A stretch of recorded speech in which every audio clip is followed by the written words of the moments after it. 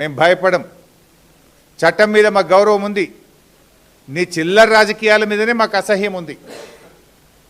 వెగటు పుడతా ఉంది ప్రజలకు. నీ భాష, నీ మాటలు వింటా ఉంటే రోత పుడతా ఉంది ఇలా రాష్ట్ర ప్రజలకు. రేవంత్ రెడ్డి గారు చూసుకో, అసలు ఇడిచిపెట్టాం, నేను ఇంకా గట్టి కొట్లాడతాం. నీ 6 గ్యారెంటీల అమలు మీద, నీ కుంభకోణాల మీద మేము మా పోరాటాలు జరుపుతూనే ఉంటాం.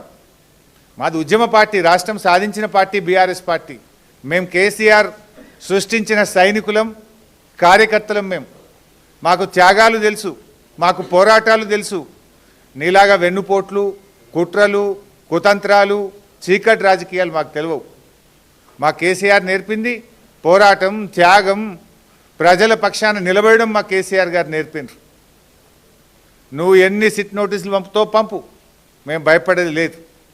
కానీ నువ్వు దర్యాప్తు పేరు మీద ఆడుతున్నటువంటి ఈ నాటకం తెలంగాణ ప్రజలు నిశ్చితంగా గమనిస్తూ ఉన్నారు.